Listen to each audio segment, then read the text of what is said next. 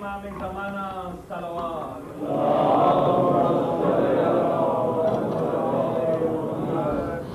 خوشنودی اولاد علی بلند صلوات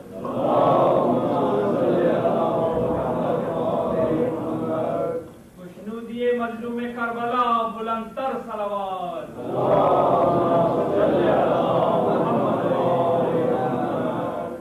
ارواح مومنین و مومنات کے لیے سورہ فاتحہ۔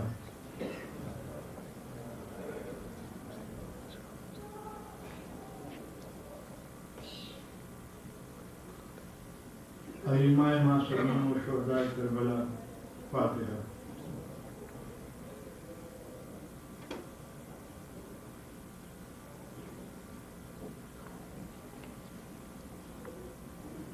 اعوذ باللہ من الشیطان الرجیم بسم اللہ رب العالمین والصلاة والسلام على أشرف الأنبياء والمرسلين سيد الأولين والآخرين شفيع المذنبين أبي القاسم محمد الطيبين الطاهرين المعصومين المظلومين المنتجبين ورحمة الله على أعدائهم أجمعين. مبارك قد قال الله تعالى وتبارك في القرآن الحكيم بسم الله الرحمن الرحيم إن الإنسان لفي خسر إلا الذين آمنوا وعملوا الصالحات وتواصوا بالحق وتواصوا بالصبر. صلوات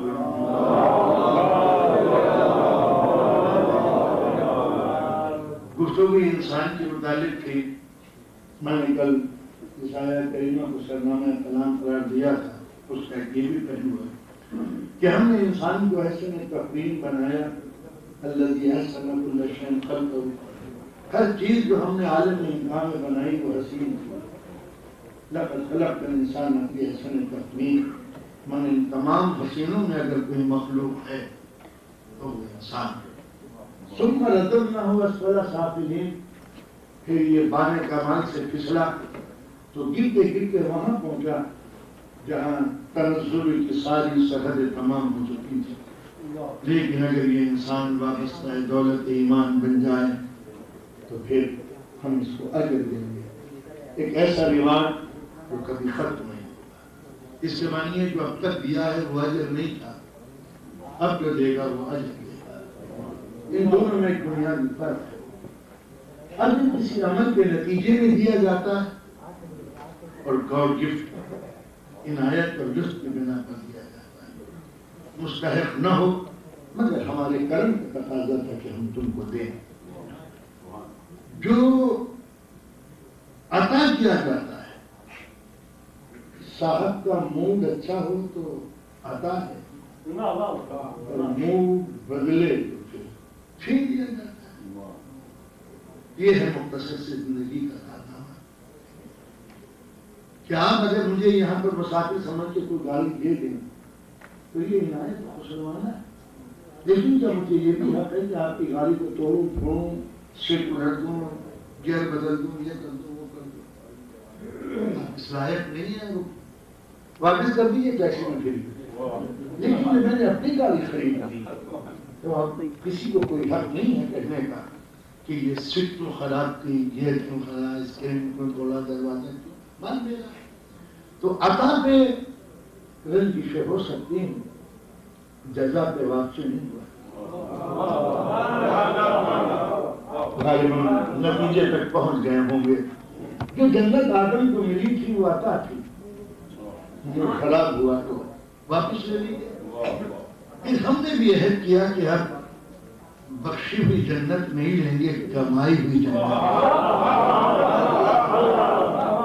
یہ جو جزا ہوئی یہ گو گفٹ نہیں ہے, ریوارڈ ہے, عمل کا نتیجہ یہ نہیں ہے. اور پھر ہمیشہ ہمیشہ باقی رہے گی. اجر غیر ممنون, کبھی اس کی سرحد تمام نہیں ہوگی, ہم دیتے رہیں گے. یہ نہیں کہا کہ تم کو ہم زندہ رکھیں گے. قرآن یہ نہیں کہتا کہ تم کو موت سے بچا لیں گے، نہیں، بات ذرا گھما کے کہی گئی ہے، ہم تمہیں نوازتے رہیں گے۔ تو جب نوازشیں بے حساب ہیں تو پھر حیات بھی بے حساب ہونی چاہیے۔ تو سوال یہ پیدا ہوتا ہے، یہ ہے میرا آبجیکٹو، یہ ہے مقصد زندگی، یہ ہے حیات کیوں بنائی گئی۔ تو جب تک کہ مقصد حیات نہ سمجھ لیں، کوئی بھی انسان اس کا ایجنڈا بنانے کے لیے یا وے آف لائف تیار کرنے کا حق نہیں رکھتا کہ زندگی کو یوں سرد کرو۔ تو زندگی پہلے ہے کیا؟ اسلامی نقطۂ نظر سے عدم تھا، نن ایگزسٹنس، نیستی، کچھ نہ تھا یہاں سوائے اس کی ذات کی۔ ایوولوشن شروع ہوا تو نیستی سے ہستی بنی، فرام نن ایگزسٹنس ٹو ایگزسٹنس، یہ فرسٹ اسٹیج، عدم وجود۔ جب وجود آیا تو وجود کو کمال عطا ہوا، ترقی دی گئی اور یہ ماس بنا، مادہ۔ مادے کو قدرت نے اور آگے بڑھایا تو اس مادے میں حرکت پیدا کی، اس لیے کہ مادہ اپنی جگہ پر رکا ہوا ہے۔ ایوولوشن اور ترقی جبھی ہے کہ جب جمود تمام ہو اور حرکت شروع ہو۔ تو عدم، وجود، مادہ، مادے میں قدرت نے حرکت پیدا کی۔ جب بھی ایکشن موشن ہوتا ہے، حرکت جب پیدا ہوتی ہے تو حرکت کا نام ہی اسٹیشن سے ڈسٹینیشن ہے۔ جب کوئی حرکت ہوگی تو ہدف پہلے ہونا چاہیے، آبجیکٹو۔ حرکت کس کے لیے؟ اگر یہ کہہ دیں یوں ہی تو یوں ہی حرکت نہیں ہوتی، پاگل پن ہوتا ہے۔ جس عمل میں، جس حرکت میں، جس موشن میں، جس ایکشن میں آبجیکٹو نہ ہو تو یہ waste of time, waste of energy. کیوں حرکت؟ یہ ہاتھ ہے تو کیوں؟ کہ حرکت کا کوئی ہدف ہونا چاہیے۔ تو عدم، وجود، مادہ، مادے کو قدرت نے رکھی حرکت۔ جب حرکت آئی تو ڈائریکشن ہونا چاہیے کہ کس سمت میں چلا جائے جو آبجیکٹو ہو۔ سمت وہی بتا سکتا ہے جو آبجیکٹو سے پلٹ کے آیا ہو، جس نے ہدف کو سمجھا ہو، وہی بتا سکتا ہے کہ یہ پروڈکشن جو ہے وہ کس کام کے لیے ہے۔ تو اس کے معنی یہاں والا ڈسٹینیشن نہیں جانتا، ڈسٹینیشن وہاں والا جانتا ہے کہ وہ آ کے اس کو لے جائے۔ تو عدم، وجود، مادہ۔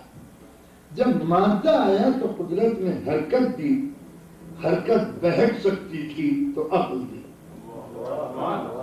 تو لہذا عقل کے کنٹرول میں حرکت ہو، ورنہ ایکسیڈنٹ ہونا ضروری ہو۔ ایکسیڈنٹ کب ہوتا ہے؟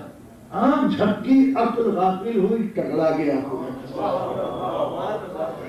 عقل کی کمی کی بنا پر ایکسیڈنٹ واقع ہوتا ہے۔ لہذا عقل لازم ہے کہ حرکت عقل کے کنٹرول میں ہو، اور جہاں عقل کا کنٹرول عمل کے گیئر سے ہٹتا ہے وہیں پر کوئی ایکسیڈنٹ ہوتا ہے۔ تو لہذا عقل کی نگرانی میں حرکت ہونی چاہیے، لیکن عقل بھی بہک سکتی ہے، لہذا عقل کے کو کنٹرول میں رکھنے کے لیے علم کی ضرورت ہے۔ اس لیے کہ اگر عقل صحیح بھی ہو اور منزل کا علم نہ ہو تو اندھیروں کی منزلیں کبھی عقل نہیں پاتی۔ اندھیرے میں کیا کر لے گیا؟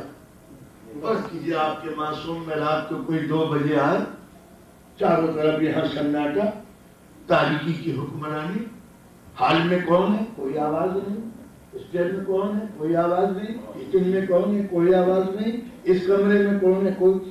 آپ پکارتے چلے جائیں، اندھیرے کسی بات کا جواب نہیں دیتے۔ تو جب اندھیرے گنگے ہوتے ہیں، جواب نہیں دیتے، تو وحشت شروع ہوتی ہے۔ یا اللہ یہاں کون ہوگا، وہاں کون ہوگا، وہاں کون ہوگا، وہاں کون ہوگا. تو جہاں اندھیرے ہوتے ہیں وہاں وحشت ہوتی ہے، خوف ہوتا ہے، فیر ہوتا ہے، ڈر ہوتا ہے. اور جب ڈر ہوتا ہے تو قدم آگے نہیں بڑھتا ہے، رک جاتا ہے. تو حرکت وہاں ہوتی ہے جہاں خوف نہ ہو، اور وہاں نہیں ہوتا جہاں روشنی نہیں ہوتی. تو لہذا اندھیروں سے بچنے کے لیے اجالوں کی ضرورت ہے. بس اندھیروں کو ریپرزینٹ کرتا ہے تو جہالت، اور روشنی کو ظاہر کرتی ہے تو یہ. جہاں اندھیرے ہوتے ہیں وہ جواب نہیں دیتے، جہاں روشنی ہوتی ہے وہی جواب دیتا ہے. اسی واسطے ہمیں اندھیروں سے نفرت ہے کہ اندھیرے گونگے ہوتے ہیں، کسی بات کا جواب نہیں دیتے. اندھیروں کو اگر منبر پہ جگہ بھی مل جائے پھر بھی کسی بات کا جواب نہیں دیتے. یہ روشنی ہے جو منبر ہو یا منبر کے نیچے جو دل چاہے وہ پوچھ لو. سلونی سلونی خبریں.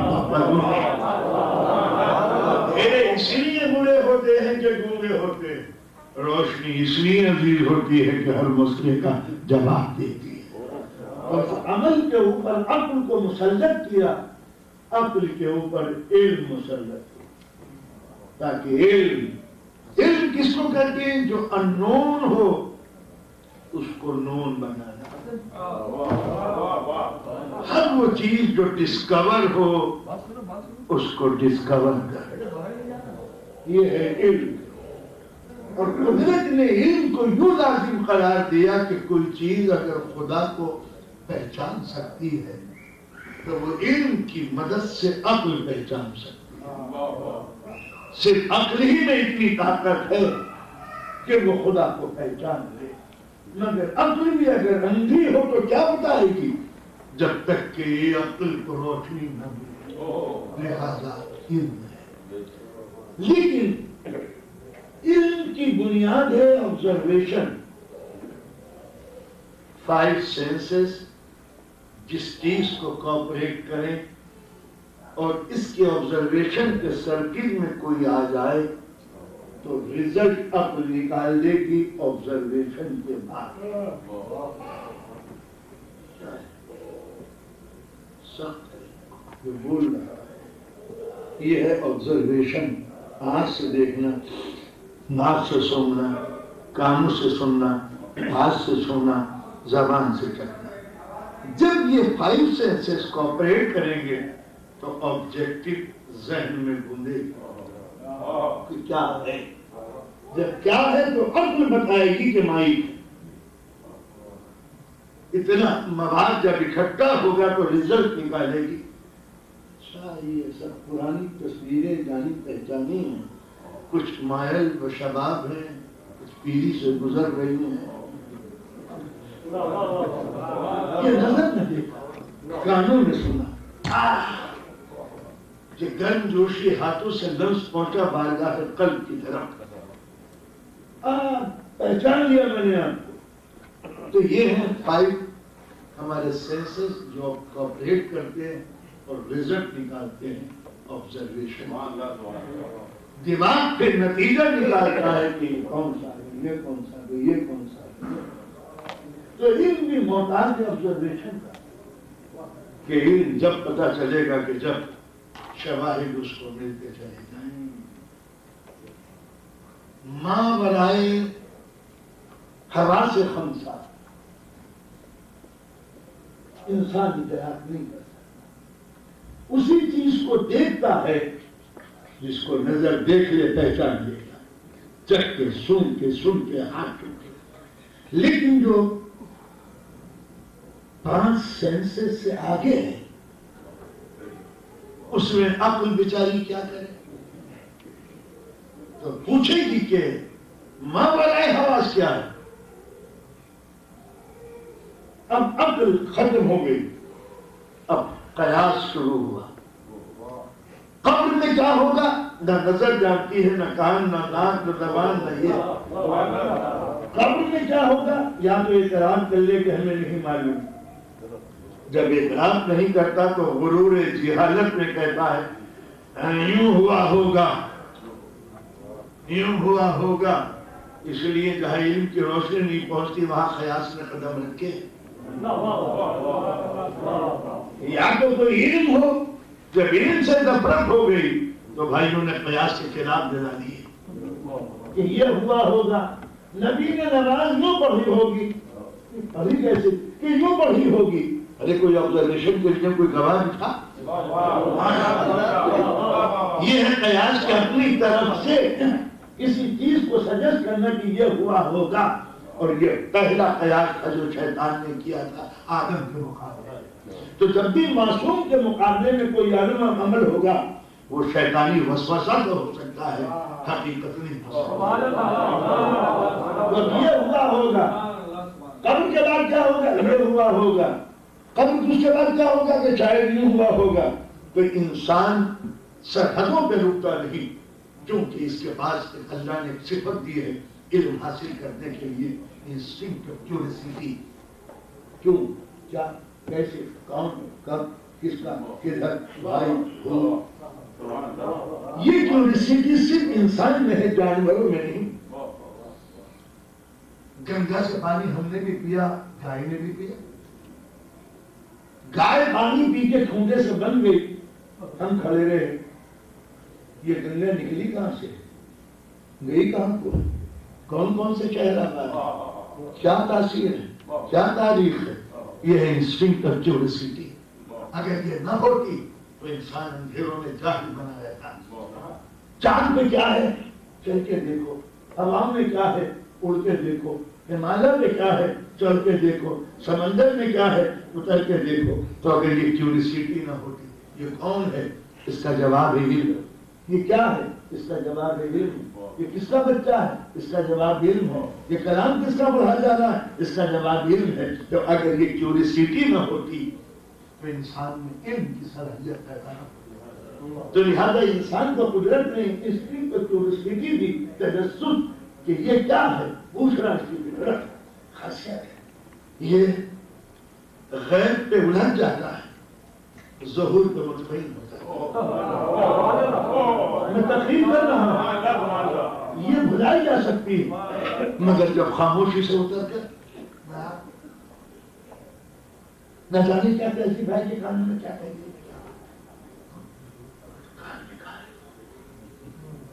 تقریر بھلائی جا سکتی ہے مگر یہ چند لمحے نہیں بھلائے جا سکتے. حال خدا ہوا ہے، کسی کو حیرت نہیں، بند مٹھی کر کے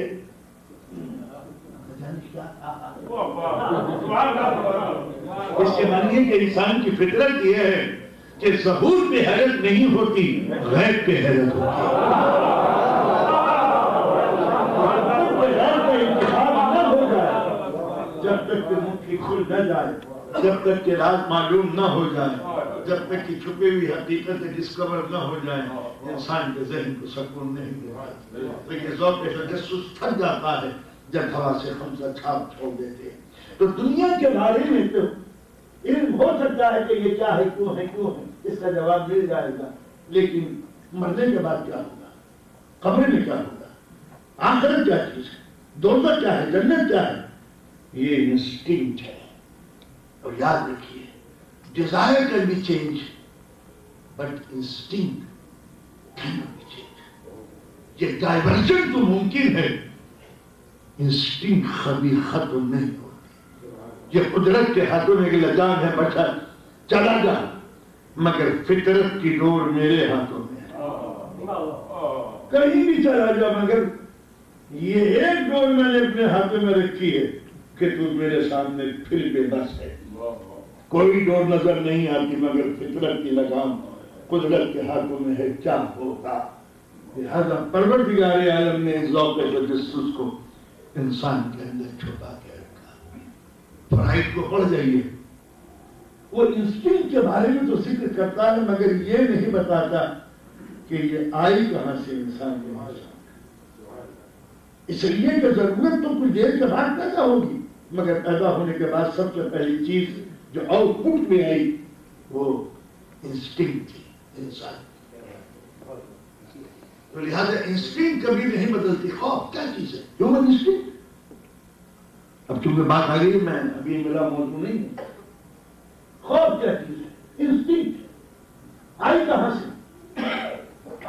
پیدائش کے فوراً بعد جو پہلی انسٹنکٹ ظاہر ہوئی ہے وہ خوف. ہوا اس سے یہ پہلے واقف نہ تھا، خوشبو اس سے پہلے یہ واقف نہ تھا، ہاتھوں کا لمس اس سے پہلے واقف نہیں تھا، بولنے کی آواز اس سے پہلے واقف نہیں تھا، ماں کے چاروں طرف جو زندگیاں ہیں اس سے یہ آشنا نہ تھا. یا اللہ میں کہاں گیا؟ یہ رویا خوف کی بنا پر. تو لہذا پہلی انسٹنکٹ جو پیدا ہوئی وہ خوف، اور خوف کا آؤٹ پٹ ہے گریہ. اس گریے کا علاج ہے ماں کے شفیق ہاتھ. اگر اسے مضبوط باہوں میں نہ جکڑا گیا ہڈی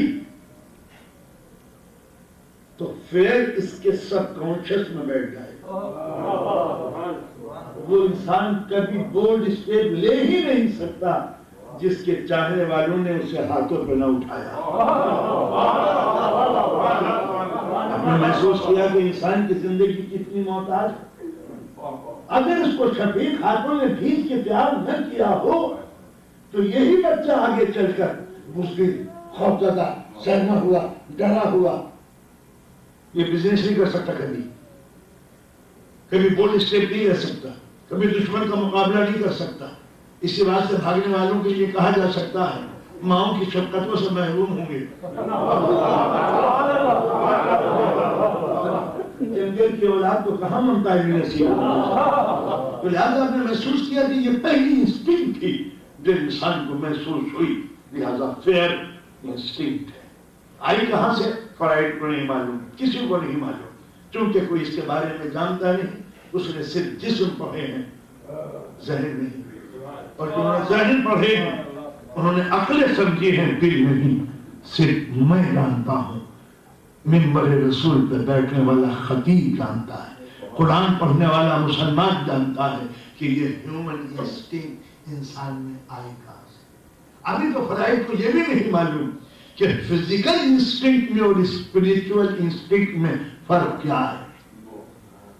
اس نے بھوک دیکھی، جانور میں بھی بھوک تھی، پیاس جانور میں بھی پیاس تھی، سیکشول ڈیزائر جانور میں بھی تھا، تھکن جانور میں بھی تھی. او انسان فزیکل لائف حیوان، چونکہ جانور میں اور انسان میں خواہشیں ایک جیسی. بیچارہ فرائڈ 4-5 انسٹنکٹ سے واقف تھا. اس کو یہ نہیں معلوم کہ اگر کسی کا رحم نہ کیا جائے تو دل کیوں جلتا ہے. اسے یہ نہیں معلوم تھا کہ اگر کسی کو روٹی نہ کھلائی جائے تو وہ بھوکا یاد کیوں آتا ہے. اس کو یہ نہیں معلوم کہ جھوٹ بولنے کے بعد دل کیوں کوکتا ہے. اس لیے کہ وہ فزیکل انسٹنکٹ سے واقف ہے. بھیڑیا کھا کے پچھتاتا نہیں، میں لوٹ کے شرماتا ہوں.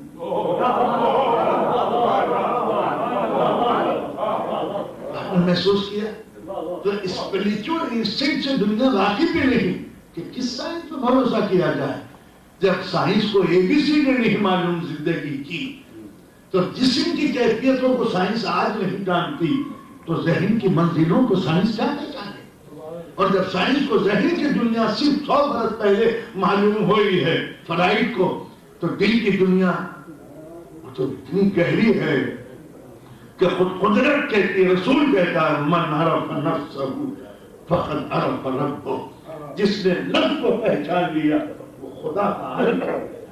اس کے معنی ہے کہ خدا کو پہچاننا جتنا مشکل کام ہے اس سے کی طرح دل کی دنیا اور نفس کی دنیا کو پہچاننا مشکل کام. تو لہذا سائنس پر بھروسہ نہیں کیا جاتا کہ سائنس تو ابھی نابالغ بچی ہے جو اس صحن میں آ کے ابھی اتری ہے. جب اسے شباب حاصل ہوگا تب یہ کلمہ کو لہذا کریے. تو اب یہ ہوا انسان کے عدم وجود، حرکت، عقل، علم آبزرویشن کا محتاج. یہ علم بالصحیح کہلایا جو اسٹرگل اور جد و جہد سے حاصل ہوتا ہے. علم بالصحیح، وہ علم جو محنت سے حاصل کیا جائے. یہ علم بالصحیح ناقص بھی ہے، ادھورا بھی ہے جب تک اسے علم دل وحی سے جوڑ نہ دیا جائے. لہذا اب علم بھی وہی یؤمنون بالغیب، تم غیب سے واقف نہیں ہوتے غیب کیا چیز ہے. تو لہذا اسلام یہ کہتا ہے کہ ایک علم کی دنیا ہے جو اسٹرگل سے ہے، آبزرویشن سے. ایک علم اور ہے، وہ علم وہاں سے آتا ہے، وہ علم ہے، وہ لیب میں نہیں سمجھا جاتا، اس کو تجربہ گاہ نہیں کی جاتے. ان کی آوازوں کو کوئی سمجھ نہیں سکتا، ان کے اشاروں کو کوئی جان نہیں سکتا. اس کے لیے کچھ ذہن اور ڈیزائن کیے جاتے ہیں، اس کو ذہن عصمت جو ان علوم کو برداشت کر سکے جس کو عام انسان برداشت نہیں کر سکتا. اس علوم کی دنیا بالکل مختلف ہے، اس کی زبان الگ ہے، لینگویج الگ ہے، اسٹائل الگ ہے. مسجد کوفہ بھیگی ہوئی رات، پھٹا ہوا مسلح، ایک عبادت گزار اپنی سوٹی قدم میں لپٹا ہوا کانپ رہا ہے، ہڈیاں بجنے کی آواز کی ابن عباس سن رہے ہیں. یہ کب تک بھی اس کے جسم میں برابر میں صحابی رسول نوح رضی اللہ تعالیٰ عنہ، قابل ذکر، علی کا شاگرد، نبی کا دوست. نوح کے کانوں میں کچھ زمزمی کسی آواز آئی، عجیب آواز، عجیب لفظ کے، عجیب انداز تھا. صحابی نے رخ کیا علم بے قرار کی طرف. علی کیا پڑھ رہے ہو؟ کچھ مجھے بھی عطا. پلٹ کے دیکھا علی نے، چند جملے دیے، چند جملے لفظ. علی جانا آگے لگی کچھ اور. پھر لوگ بدلا آتا ہے، ضبط محدود، عطا لا محدود. چند چھینٹے علم کی کوثری ڈال دیے، بشریت پھر برداشت ہو. علی کچھ اور، پھر پوچھتے علی کچھ اور. علی آپ مجھے دیتے کیوں نہیں؟ میں چل رہا ہوں. جب طلب شکوہ بن جائے تو آقا کی سیلاب بن جائے. لوگ بدن کی علی نے گفتگو شروع کی، علی نے گفتگو کی، کہے گئے، کوئی آواز نہیں آئی. نو سو گئے. علی آگے بڑھے، نظروں پہ ہاتھ رکھا، انا للہ و انا الیہ راجعون. نو ہم نہ کہتے تھے کہ تم ان جلووں کو برداشت نہیں کر سکتے. آپ نے اندازہ لگایا کہ علم دنیا میں اور علم دین میں کتنا فرق ہے. بس یہ سے یہ بھی تمیز ہو جاتی ہے کہ جانشین میں اور ہم نشین میں کتنا فرق ہے.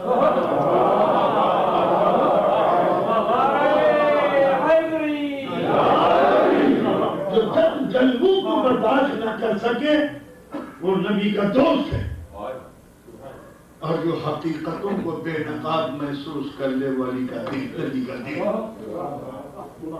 یہ ہے وہ علم کہ جس کی بنا پر انسان کا ہدف ہے کہ ہم تجھے وہ اجر دینا چاہتے ہیں جو کبھی منقطع نہ ہو. تو اجر جبھی دیا جاتا ہے کہ جب عمل کا نتیجہ ہو. تو اس دنیا میں عمل ضروری ہے اس نتیجے تک پہنچنے کے لیے، اور جسم، عمل کا تعلق جسم سے ہے. تو اگر جسم معتبر نہ ہوگا تو عمل کہاں سے ہوگا؟ اور جب عمل نہیں ہے تو پھر انسان کو انسان بنانے کی کیا ضرورت ہے؟ فرشتوں کا کوئی جسم نہیں ہوتا ہوگا شاید، وہ بنا دیا جائے. مگر یہ فزیکل باڈی کے معنی یہی ہے کہ اس خاک کو اتنا اٹھائیں گے کہ افلاک سے پرے لے جائیں. تو لہذا پرفیکشن آف فزیکل باڈی اسلام میں پہلی عبادت تھی کہ اس جسم کو اس لائق بنا لو کہ ہماری خدمت کر سکے. لہذا اس کو جلا دینا، گوندنا، یہ سروس کریکٹر ہوتے ہیں. یہ جسم کون گنواتا ہے؟ ذہنی خلجان اور بیمار جو ہوتے ہیں، دل آزار، یہ ذہنی بیماریاں جن کو کھلوانا. یہ تو لہذا جسم کو تکلیف پہنچانا اسلام میں شرم جائز نہیں. اسلام تو اتنا شفقتوں کے ساتھ جسم نازل کو پالتا ہے کہ نماز واجب، نماز کے لیے وضو واجب، وضو کے لیے پانی واجب. پانی اگر اسکن ڈیزیز کے سبب سے نقصان دہ ہو، ہم حکم واپس لیے لیتے ہیں تیمم کر لو، جسم کو نقصان نہ پہنچا، تیار کرو، کھڑے ہو جاؤ، نہیں کھڑے ہو سکتے بیٹھ جاؤ، نہیں بیٹھ سکتے لیٹ جاؤ، اشاروں سے پڑھو، اشارے سے بھی نہیں پڑھ سکتے ہاتھ کو پھیلاؤ، دل میں نیت کرو، ہم تمہارے جسم کو نقصان پہنچانا نہیں چاہتے۔ وہ تمام آزاروں سے اسلام نے جسم کو منظم پاک کیا، جسم بنا تھا زمین کے اجزاء سے، جس کا ذکر میں کرتا۔ اب آئی ذہن کی دنیا، اس ذہن سے دنیا واقف نہ تھی سوائے اسلام کی۔ فرائڈ 600 سال پہلے واقف ہوا اور اس نے ذہنی بیماریوں کا ذکر کرنا شروع کر دیا کہ یہ بھی کمپلیکس سے پیدا ہوتی ہے، لہذا بہت پورا علم ہے، اور فرائڈ نے اتنی ٹھوکریں کھائی ہیں کہ خود تماشا بن گیا ہی ہے۔ وہ رکھتا رکھتا یہ ہمارا سبجیکٹ نہیں ہے، مگر کہیں نہ کہیں ہم سائیکولوجی سے کام لیتے ہیں۔ اب ذہن کی دنیا کیا ہے؟ میں نے عرض کیا کہ جسم بنا ہے زمین کی اجزاء سے، جتنی بھی چیزیں ہیں زمین کے اجزاء کی، وہ سب میرے جسم ہیں۔ اللہ نے ایک رشتہ تناسب بخشا، مقدار معین کی، قدر فہدا، ہر چیز کی ہم نے ایک قدر، ایک لمٹ ہم نے معین کیے، اور ہر قدر دینے کے بعد فہدا اس کے لیے ہدایت رکھی، گائیڈنس، تاکہ اپنے منزل کی طرف آگے پہنچا۔ سوڈیم، گولڈ، سلور، کاربن، ان سب کی مقدار قدر، یہ نہیں ہے کہ بناتا چلا جا رہا ہے وہ پیٹو کے طریقے سے، کسی میں نمک زیادہ ہو گیا، کسی میں کم ہو گیا، کسی میں شوگر زیادہ ہو گئی، کسی میں کم ہو گئی، یہ منگنی چم زیادہ پھل جاتی، ہر طرح ہر چیز کی ایک لمٹ ہے۔ یہ دماغ جب ہوتا ہے کہ جب ہم اپنا بیلنس اپنی تمناؤں کے تحت کھول دیتے ہیں، زیادہ نمک کھا لیا، چٹپٹی چیزیں کھا لی جاتا بیمار ہو گیا، زیادہ شوگر کھائی ڈائبٹیز ہو گیا، زیادہ نمک کھا لیا معلوم ہوا کہ بلڈ پریشر کا مریض ہو گیا، اور دوسری چیزیں اس کے پیچھے ظاہر ہے وٹامن سی کی کمی ہوئی اور معلوم ہوا کہ جا رہے ہیں، نزلہ زکام بخار اس اسباب سے ہوتا ہے۔ جسم بنا ہے زمین کے اجزاء سے، ذہن بنا ہے علم و حکمت سے۔ جسم ہوتا ہے جب کوئی بیلنس کھو دے، پاگل جب بنتا ہے کہ جب شعور کھو دے۔ عقل کا کیا کام؟ علم، ڈسکوری، نالج، یہ اس کی صحت ہے۔ جسم بیمار پڑا اگر وٹامنس کی کمی ہو، ذہن بیمار ہو جاتا ہے اگر علم کی کمی ہو، تو لہذا ذہن کی غذا علم، جسم کی غذا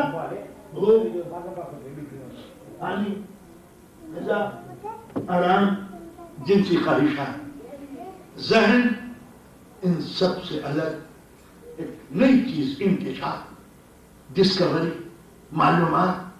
اس کے لیے سیر چاہیے، سیر و فیض، اس کے لیے مظاہرہ چاہیے۔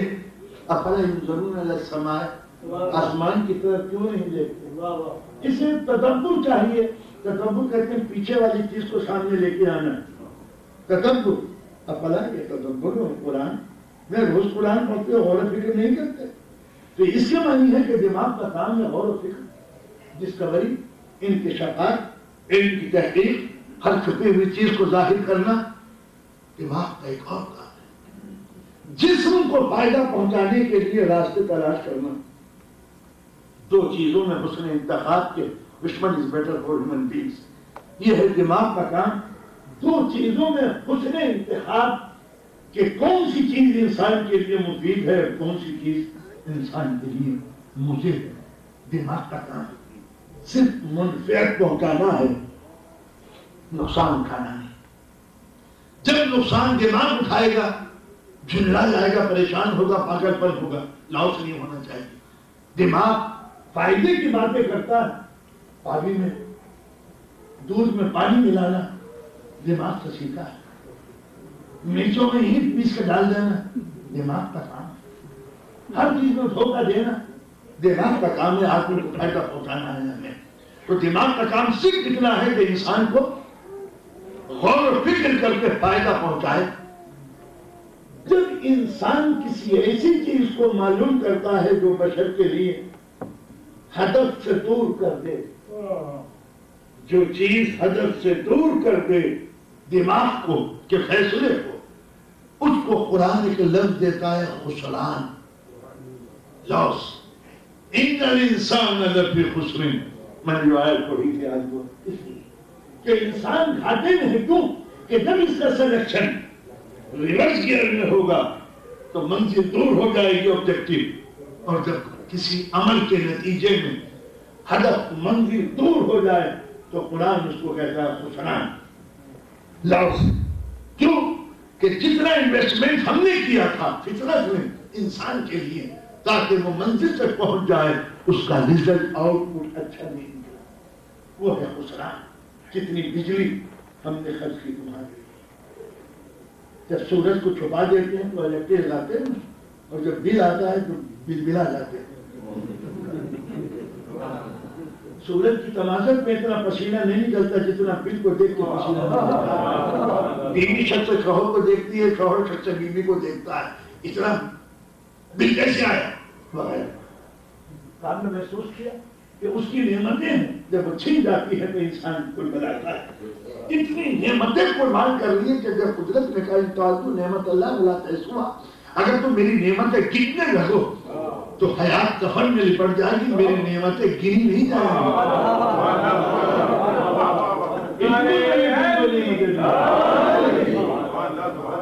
اتنی نعمتیں دی ہیں، اور کچھ کیا. جب تک جوانی تھی اور بس میں ذہن میں سامعین دانتوں کی شکل میں جمے بیٹھتے تھے، کبھی ہم نے نہ سوچا کہ جب یہ محفل اجڑ جائے گی تو ان تمناؤں کے دہن کے اندر کیا چیز ڈالی جائے کھانے کے قابل. جب تک شراب تھا تو سیاہ بال گھومنے والے سبحان اللہ کو بھی سوچا بھی نہ تھا کہ دعائے گنجو لاش پڑھے بغیر جب ہم فارغ البال ہو جائیں گے تو بیوی لگانے میں کیا پریشانی ہوگی. کوئی پریشانی کی بات تو نہیں ہے، مگر بیوی نے لوٹتے وقت جب وک پہ ہاتھ ڈالا تو پتا چلا کہ شباب نہ تھا، ادھر کی دنیا تھی جو تو قدرت نے کتنے نعمتیں ہمارے اوپر قربانی کی ہیں. اس نعمتوں کا آؤٹ ایک انسان نالی میں منہ دیے پڑا ہے، شراب کے بچے میں نشے میں بدگوش ہے. کیا اس کے لیے قدرت نے یہ کائنات بنائی تھی کہ سخر لکم اللیل والنہار والشمس والقمر والنجوم مسخرات بامرہ. ایک بندے یہ رات لے لے، دن لے لے، سورج لے لے، چاند لے لے، ستارے لے لے، سب کچھ تیرا ہے. خلق لکم ما فی السماوات وما فی الارض. زمین آسمان میں جو کچھ بھی ہے وہ سب تیرا.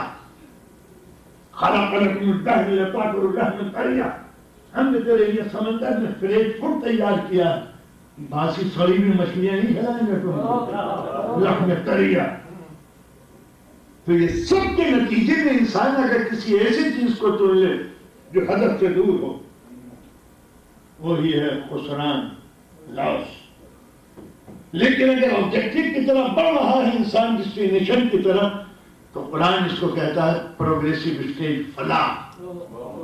جہاں جہاں یہ آواز آئے حیا علی الفلاح، فلاح کے لیے آ جاؤ، یہ ہے وہ جگہ جہاں تمہاری پروگریس ہو. وہ نہیں ہے جہاں تم بیٹھے ہوئے. تو دماغ کا کام فنکشن کیا ہے؟ دو چیزوں میں سلیکشن بٹوین ٹو چیز، یہ یا وہ، یہ یا وہ. دونوں چیزیں سامنے آئیں. جاہل عالم which one is better؟ اگر جاہل کو لے لیا تو خسران، عالم کو لے لیا تو فلاح. فراری ہے، فراری ہے، کس کو لیں؟ بھاگنے والے کو یا جمنے والے؟ کہا دونوں برے نہیں ہیں، یہ بھی رضی اللہ عنہ، یہ بھی رضی اللہ. ایک نسل کے اعتبار سے پاک و شفاف، ایک نسل کے اعتبار سے گھبلا. which one is better؟ نہیں یہ بھی برے نہ تھے، وہ بھی برے نہ تھے. آپ نے اندازہ لگایا کہ جہاں پر خیر اور شر ایک جگہ کو لے جائیں وہیں پر حق کا فتوح ثابت.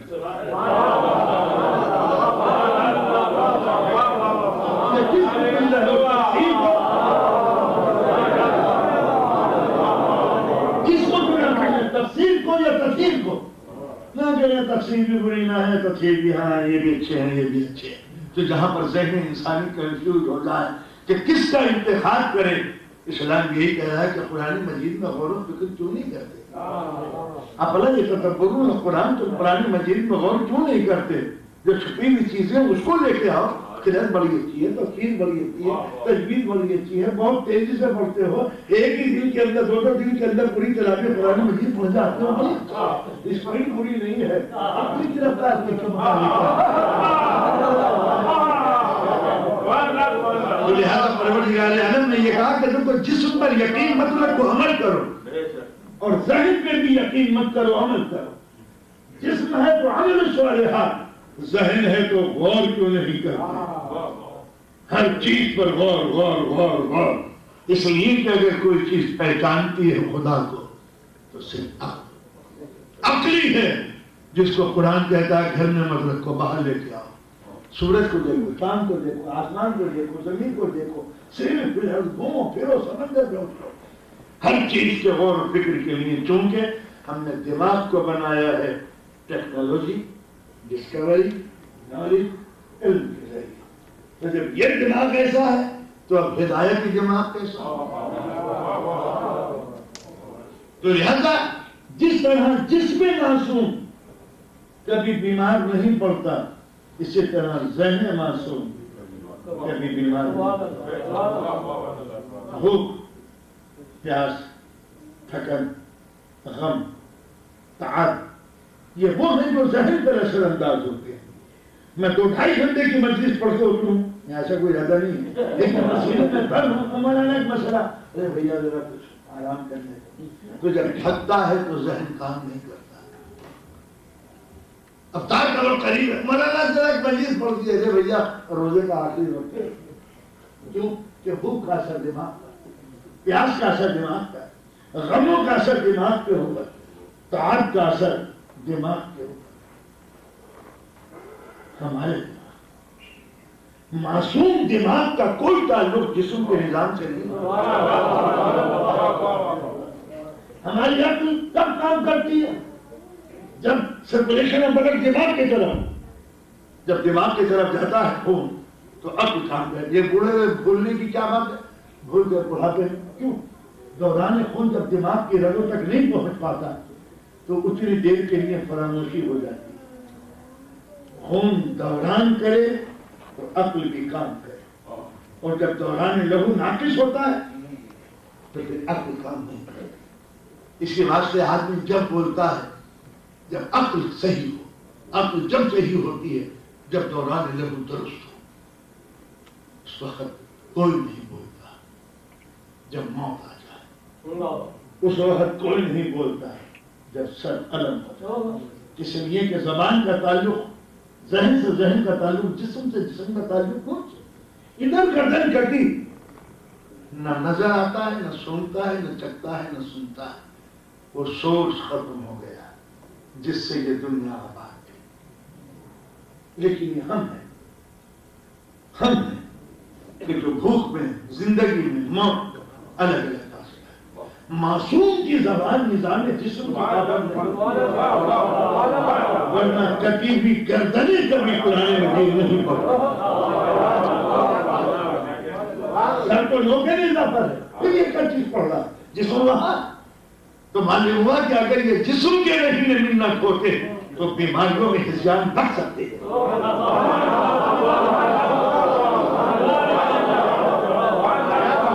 اگر ان کی عقل کبھی جسم کے نظام کی پابند ہوتی تو بیماری کے نتیجے میں عقل کام چھوڑ دیتی، لیکن عصمت نے سر راہ کوفہ اٹھا، اپنے عقل کے استحکام کے ثبوت دیے۔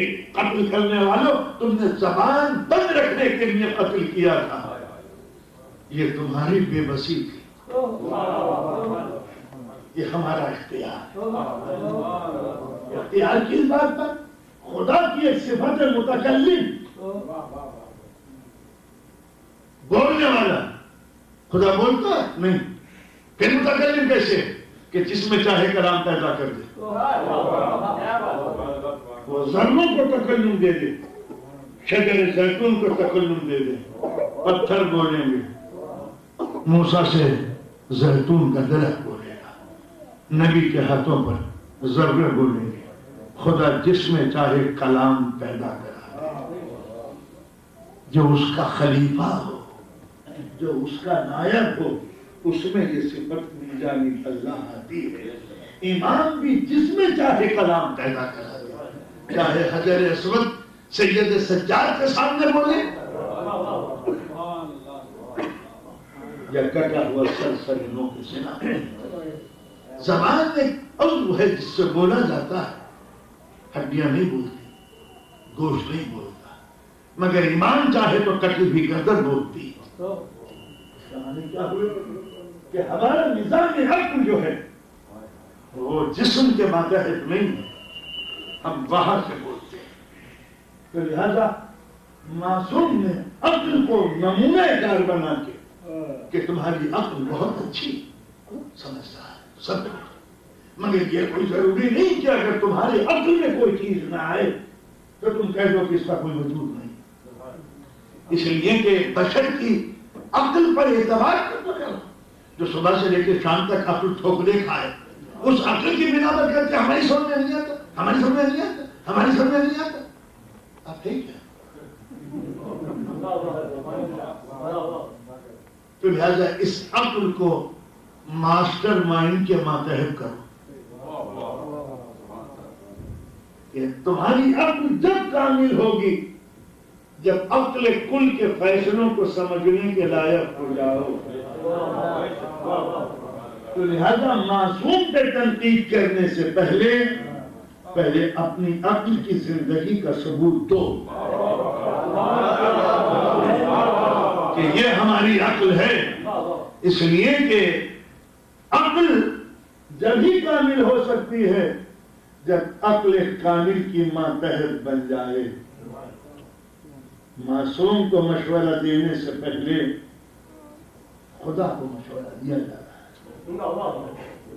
لہذا اب عقل پر دار و مدار ہے انسان کی نیت کا اور عمل کا۔ جتنی عقل ڈیولپ ہوگی اتنے ہی اعمال کی چیکنگ زیادہ بڑھ جائے گی، الٹا حساب ہو جائے گا۔ بیوقوف ہونا خطرناک نہیں ہے، پڑھا لکھا ہونا خطرناک ہے۔ اس لیے کہ آخرت میں جو حساب و کتاب ہوگا وہ عقل کے معیار پر ہوگا۔ جیسی جس کی عقل ہوگی اس کے نامہ اعمال مطابق عقل ہوں گے۔ الاعمال بالنیات، نیت کا تعلق انسان کے عقل شعور سے، تو اعمال کا دار و مدار عقل کے اوپر ہے کہ عقل کس کی ہے۔ جس کی آئی کیو انڈیولپ ہو اس سے آخرت میں وہ حساب نہیں ہوگا جو پڑھے لکھے مولوی سے ہوگا۔ عقل کے اوپر لہذا ایک لفظ آتا ہے کافر، جو خدا کو نہ پہچانتا ہو، سمجھ میں نہ آتا ہو خدا اس کا، وہ کافر نہیں، جاہل ہے۔ جو نبی کو نہ جانتا ہو اور پتھر مار رہا ہے وہ کافر نہیں ہے، جاہل ہے۔ جو ایمان کو نہ پہچانتا ہو اور تیر مار رہا ہے وہ جاہل ہے، کافر نہیں۔ کافر تو اس کو کہتے ہیں جو جانتا ہو کہ یہ ہے، اور جان کے بعد اپنی جہالت کی بنا پر انکار کرتا ہے کہ نہیں۔ تو لہذا اسلام نے کفارہ انکار کرنے والا، حقیقتوں کو پہچان کے انکار کرنے والے جو کافر ہے، جتنی حقیقتوں سے قریب ہوگا اتنا ہی جرم ثابت ہوگا۔ نہ جانتا ہو کہ یہ کیا ہے، ہم کو کولا سمجھ کے پی گئے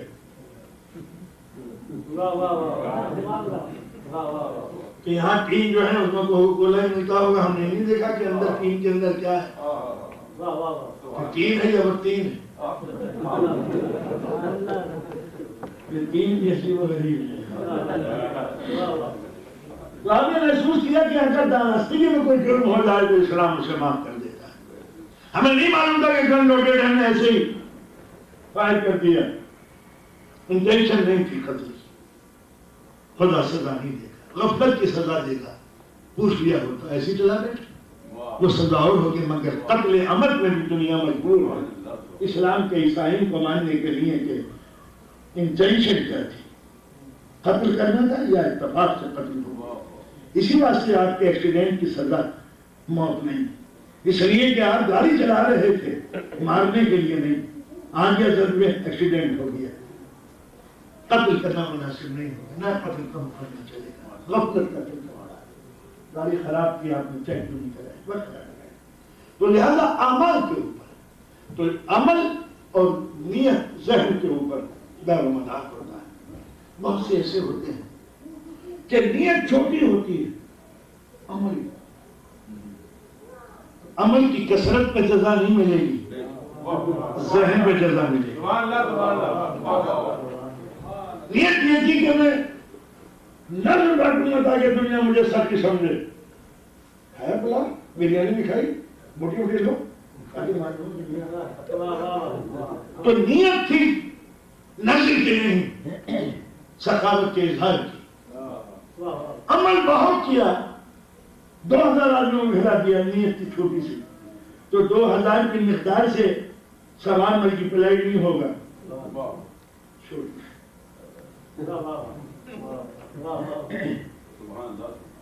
تو کبھی کبھی عمل زیادہ ہوتا ہے، نیت چھوٹی ہوتی ہے، تو ثواب بقدر نیت ملے گا، بقدر عمل میں۔ 200 حج کیے، 50 حج کیے، 30 حج کیے، نیت یہ تھی کہ ذرا چل کے دیکھیں کہ مکے میں بھیڑ کیسی ہوتی ہے، بڑا مزہ آتا ہے، سارے آگے آتا ہو۔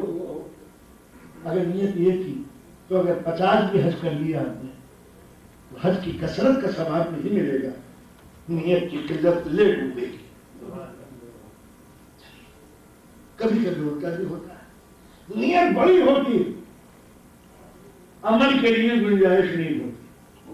دل تو چاہتا تھا کہ نظر حسین سب کو کھلاؤں، مگر اس حال میں جگہ کہاں آئی تھی، تو عمل کی قلت، ذہن کی کثرت، تو اگر میں پورے آدمیوں کو نہ کھلا سکا تو ثواب مجھے نیت کے اعتبار سے ملے گا۔ میں چاہتا تھا پوری قوم کھائے، نیت یہ تھی، نہ کھلا سکا تو اگر عمل نہ ہو سکا تو قدرت عمل کے نہ ہونے پر انعام روکے گی نہیں، نیت تو تھی۔ بہت سو کے دل میں تمنا رہتی ہے کاش ہم کربلا جاتے، زیارت کرتے، نہ جا سکتے۔ نیت تو صحیح تھی، اسباب حالات اچھے نہ تھے، تو قدرت کیا اس کو ضائع ہونے کا ثواب نہیں دے؟ اللہ کی عدالت کے خلاف۔ اگر زندگی میں نہیں جا سکتا تو پھر وہ اس کے بعد جائے گا۔ جوار معصوم میں یہ ثابت ہے، مرنے کے بعد حمال کہلاتے ہیں، فرشتے کے جو نیت کے اعتبار سے مردوں کو اٹھا کے نجف یا کربلا میں دفن کرتے ہیں، اور وہاں کے دفن ہونے والوں کی نیت اچھی نہ تھی تو اٹھا کے کمبخت بغیر پاسپورٹ کے پھینک دیتے ہیں کہیں بھی، یا بنگلہ دیش میں جاؤ گے قابل نہیں ہو۔ تو پہلو میں بیٹھنا کوئی خوبی نہیں ہے جب تک کہ نیت بیٹھنے کی نہ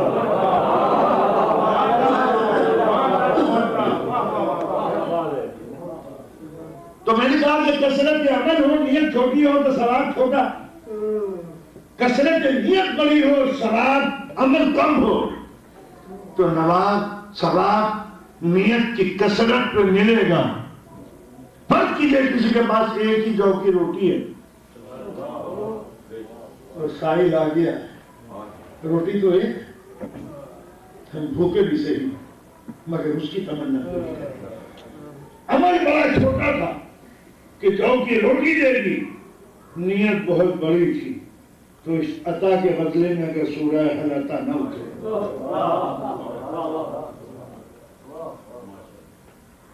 بہت سو نے تلوار زندگی بھر چلائی مگر جرت کے لیے کسی کے لب وہی کے نہ کھلے، اور کسی نے ایک تلوار اٹھائی تھی بس اس اینگل سے۔ عمل بڑا چھوٹا تھا، ثواب بہت بڑا تھا۔ ضربت علی فی یوم الخندق اعظم من عبادت الثقلین، علی کی ایک ضربت جو جنگ خندق میں لڑی گئی وہ کائنات کے سردوں سے زیادہ ہے۔ آپ نے محسوس کیا کہ جس کی نیت ہو نبی کی نصرت کی تو نصرت کی نیت کثیر تھی، عمل بڑا قلیل تھا، تو قدرت تلوار کی وحدت کو نہیں جانتی، نیت کی کثرت پر انعام لٹا لیتی ہے۔ سونے کے لیے یہ کئے گھنٹے سویا ہوگا؟ اگر نماز شب پڑھ کے سویا ہو ہمارے روٹین کے حساب سے، جیسے 12 بجے کوئی سویا صبح کی نماز کے وقت اٹھ گیا تو 4 گھنٹے 6 گھنٹے بس 6 گھنٹے تو زیادہ کبھی سونے والا سویا بھی نہیں ہوگا۔ لیکن اس کے مقابلے میں سینکڑوں سال اصحاب کہف سوئے، نفس نہ بک سکا، یہ چند گھنٹے سو گیا۔ وَمِنَ النَّاسِ مَن يَشْرِي نَفْسَهُ ابْتِغَاءَ مَرْضَاتِ اللَّهِ، کچھ ایسے بھی بنتے ہیں جو رضا الہی کی خاطر نفس کو دیتے ہیں۔ تو یہ ہے ذہن کی دنیا کی نیت کیسی تھی، عمل نہیں دیکھا جائے گا، نیت دیکھا جائے گا۔ اسی لیے چھوٹے بچے جو مر جاتے ہیں کس بنا پر قدرت سے دوزخ میں ڈالے گی کافر کے بچے؟ یا مومن کا بچہ جس نے کبھی نماز نہ پڑھی ہو کس بنا پر دوزخ میں ڈالے جائے؟ ایسے بچے جن کی عقل اندرلت ہو ان کو سزا نہیں دی جائے گی، اس کا کرم رہے۔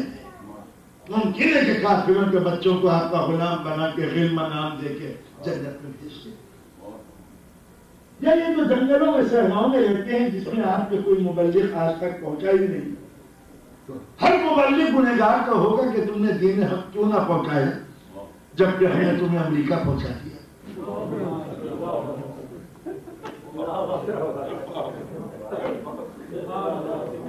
یہ آپ کوئی اقتصادی بحران کی بنا پر یہاں نہیں بھیجے گئے، یہ اللہ کے انتظام کی بنا پر بھیجے گئے تاکہ اس ملک میں اللہ کا نام لیا جاتا رہے۔ اور اگر آپ بھی اسی کلچر میں رہیں گے تو پھر آپ کا یہ آنا ثواب کے بجائے سوال ہوگا۔ ہم نے جو تمہیں ہدایت کے لیے بھیجا تھا تم گم ہو گئے، اور جو بھول گئے ان سے الٹا سوال ہوگا۔ اس لیے کہ ہجرت ثواب ہے اگر کمال کی خاطر، اور ہجرت عذاب ہے اگر زوال کی خاطر۔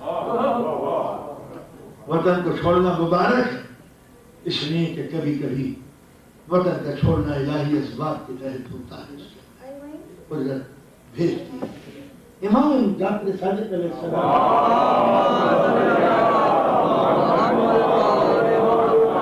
ایک جگہ سے گزرنا ہے، کسی مرد مومن نے مولا کی طرف اشارہ کر کے کہا مولا اس قریے میں آپ کے سارے چاہنے والے موجود ہیں، سارے آپ کے محب رہتے ہیں اس گاؤں کے اندر۔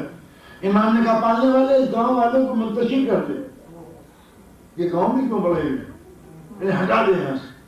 آگے گئے، مولا اس قریے میں سارے بدمعاش بندر وہاں بھی مسلم تھے، کہا یا اللہ ان سب کو ایک جگہ جمع رکھ۔ اب دوستوں نے کہا مولا ہماری سن میں نہیں آیا، جو دوست رہ رہے تھے استھان سے ان کے لیے آپ نے دعا کی کہ اللہ کا یہ سب کو منتشر کر دے، اور جہاں یہ سارے بدمعاش ایک جگہ اکٹھا تھے آپ نے کہا کہ نہیں اسی گاؤں میں رہیں، سمجھ میں نہیں آیا۔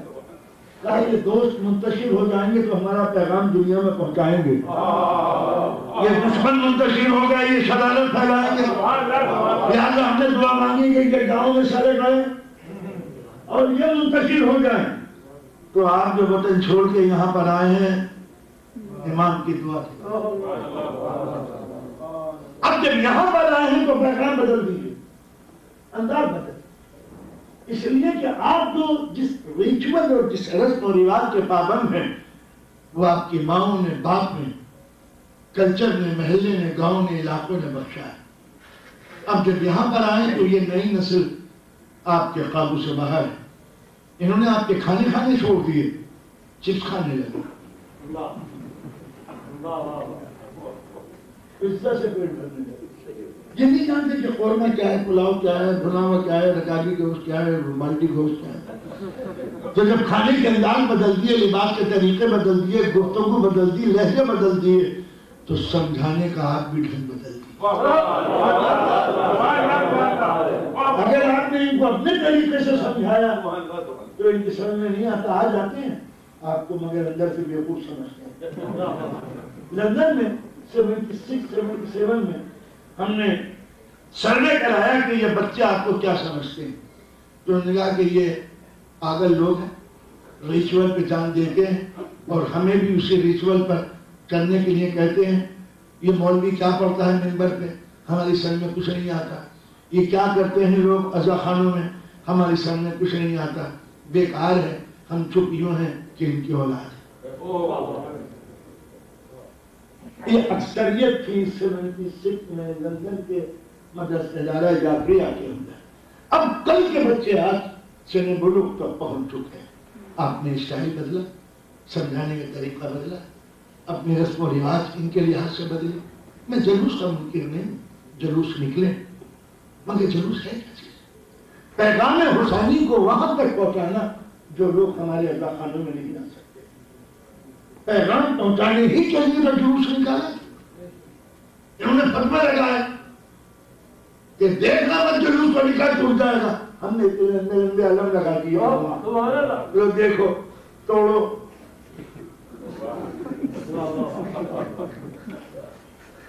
زمانے کے تحت ہماری عزا بدلتی گئی، ملکوں کے رسم و رواج کے تحت انداز عزاداری بدلتا چلا گیا. لہذا جب آپ جلوس نکالے تو جلوس پیغام ہے دنیا کو، پیغام حسینی. آپ یہاں سے لے کے وہاں تک اردو کا ایک مصرع پڑھتے چلے گئے، انہیں سمجھ میں کچھ نہیں آیا کہ یہ لوگ کیا ہیں. اور اگر برابر میں تبلیغ خطرناک قسم کی جاری ہے، سیڈسٹ ہیں، فنڈامنٹلسٹ ہیں، ٹیررسٹ ہیں، دل آزار ہیں، جسم کو نقصان یوں پہنچاتے ہیں تاکہ بم باندھ کے یہ کود پڑے. سوسائڈ بم انہوں نے ایجاد کیا ہے. تو آپ نے اندازہ لگایا کہ دنیا جب غلط بہکانے کے لیے تیار ہو تو آپ کو انداز بدل دینا چاہیے. برلی مانچسٹر میں جلوس سے نظر نکل جاتا، ایک بہت بڑا علم، اس پر زلجنہ کی تصویر بنی ہوئی تھی. میں نزدیک کھڑا ہوا تھا. ایک انگریز پوچھتا ہے مسلمان کی لمبی داڑھی پوچھ کے کہ یہ گھوڑے کی تصویر کیوں ہے. اس مولوی نے ہدایت کی کہ یہ گھوڑے کے پجاری ہیں، ورشپ آف ہاؤس، تو یہ ہاؤس کی پوجا کرتے ہیں. تو اگر آپ کے جلوس اعضاء سے سوال پیدا ہو رہا ہے کہ یہ کون ہے تو آپ رک کے سمجھائیے، گزر نہ جائے. تبلیغ کا انداز بدل دیجیے، رخ بدل دیجیے. اپنے عزا خانوں میں جس طرح کا ہو زندگی کا ماتم کرو، ماتم کرو. لیکن جب باہر کی دنیا میں جاؤ تو شریعت کا ایک حکم یہ ہے کہ تم کو دیکھ کے دنیا مذاق نہ اڑائے.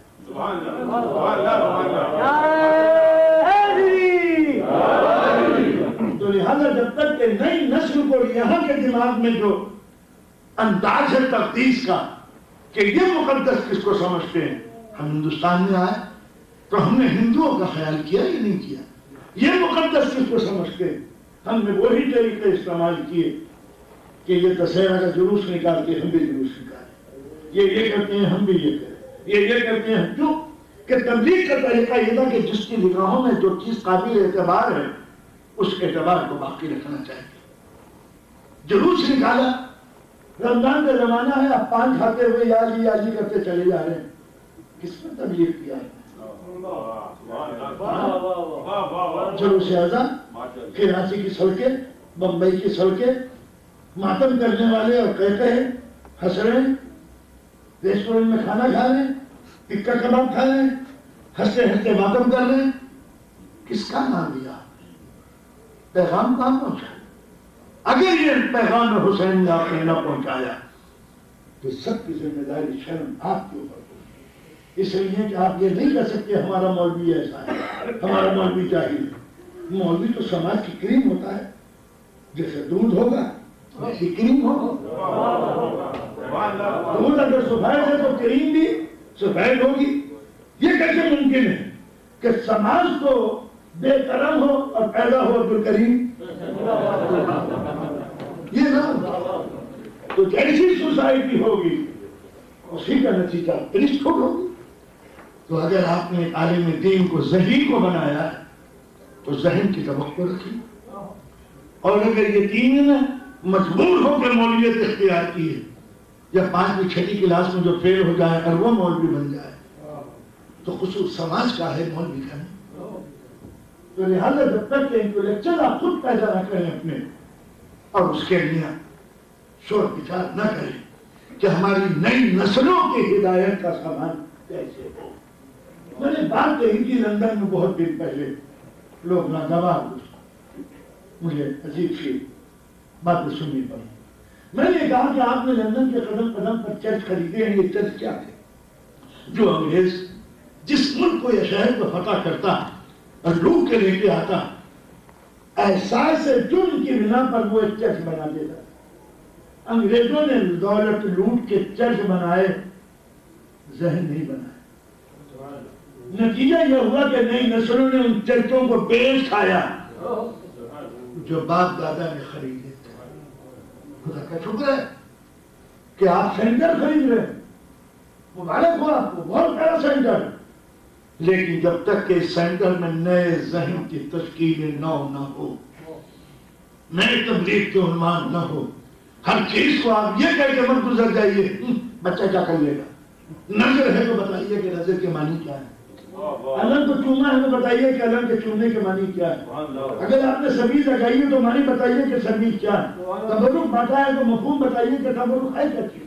ایک ایک چیز کو آپ بچے کو سمجھائیے، اس لیے کہ آپ کا بچہ انڈیا پاکستان کا پروردہ نہیں ہے،